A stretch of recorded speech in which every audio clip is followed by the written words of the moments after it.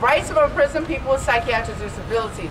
We're here today because of the continued disregard for people with mental illnesses by the NYPD. It is time for real solutions.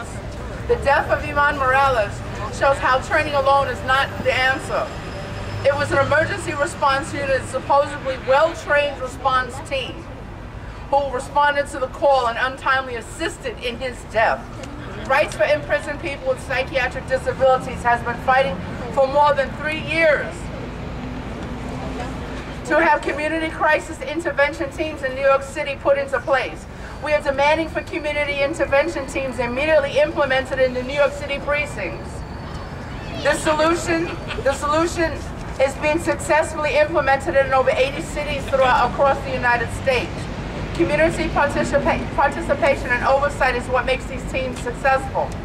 Iman Morales represents many others, not just one, but many others who have been brutalized and abused by the NYPD. Morales had a mental illness, and he suffered at the hands of society through fear. And we need to educate the public.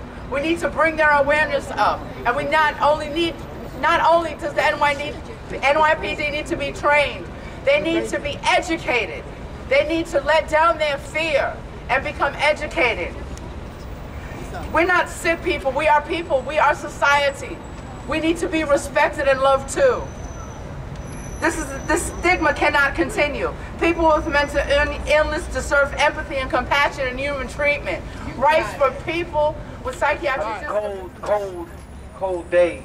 It shows the love and support for this brother who lost his life unjustly. On behalf of Asociación Pro Inmates Rights, we are here to stand in solidarity with RIP and other organizations like the Justice Committee to understand that this abuse, this injustice can no longer go on in our communities. We can no longer be ignored or be quieted when our brothers and sisters are repeatedly murdered and abused by the hands of the people who say they serve and protect. When they're not serving and protecting, they're enslaving and murdering our people every day. Here in New York City, California, New Orleans, wherever there is an injustice, Association Pro Inmates Rights stands, as well as RIP, and as well as other organizations that do not like and do not tolerate abuse. We will be there for you always. De corazón.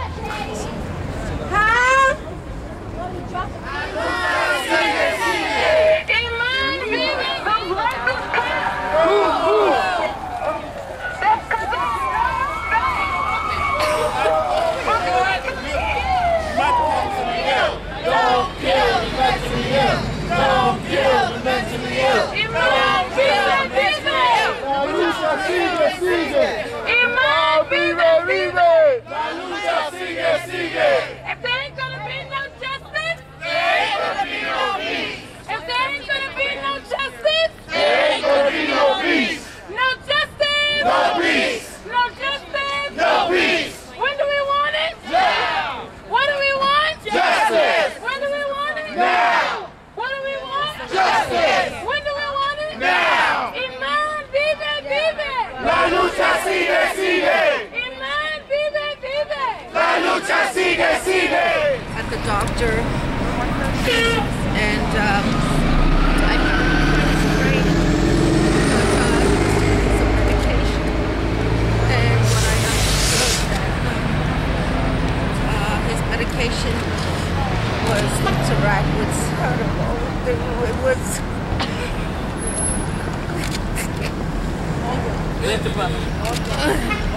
Speak. This medication wasn't sort of like it has a supposed reaction. Quarter reaction, yes. Because that same day, my mom had an appointment. He had an appointment, so my mom went to go pick him up.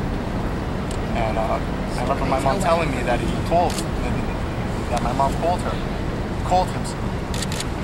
Yes, and we were going for an appointment, and I called him, and I found him kind of strange, and he mentioned to me, I said, Iman, I'm going to pick you up now, are you ready? He says, yeah, Mom, yes, I'm ready. I'm going to just jump in the shower, I should be back. I should be out. I said, okay, so I'm on my way, and when I got there, I I noticed that he was out the window. He was on the 3rd floor. And I noticed he was like undressed, and he's very concerned about himself. Your attorneys have advised that you don't speak any more concerning your case because it's under litigation. Go ahead, tell about it. And, okay, so my son, he was calling for help. He was out the window saying that I needed a key to open up the door. And I said, okay, so throw me down the key so I can go in. So he wasn't in his right mind, I noticed. And I kept on pleading with him out the window. And he just said, Ma, you need a key. I said, okay, throw me the key and then I'll go and we'll go for your appointment. And somebody had called the police officer because he was screaming out the window. And when he was screaming out the window, I'm telling him, please let me go up. And he's saying, no, these people are gonna get me. And I said, no, let me go up so I can help you get dressed and we can go. And he didn't even recognize me, and the police came, and I was begging the police officer to please throw down a mattress or get something to break his fall when he went on the fire escape, because when they broke into his house, he was afraid. He got nervous, so he went into the fire escape. And I'm telling him, please, Iman, let me help you. And he didn't know who I was. And the officers there was an officer that was holding me back, and I'm saying, please, let me go upstairs, let me talk to him. They won't let me talk to him at all. And I'm begging them for them to tell me, please, put down the mattress, please. He even has one. They didn't listen. They did not listen. And that's when they tased him, and he fell. And he fell. And he fell. I don't have him anymore. What do we want? Justice! What do we want it? Now! What do we want? Justice! Has to be held accountable for this. We're also in front of DA Charlie Hynes' office, because too often, as is the case, we see that there's a different set of laws that apply to police officers. They can kill indiscriminately and get away with it.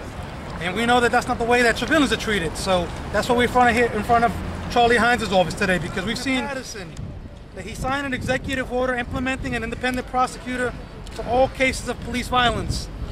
And I'm glad that Olga mentioned the details of this case in particular, because what was really great about not great, but what was really compelling about this particular incident is that, also as in the case in California, is that they didn't get away with it because somebody recorded it.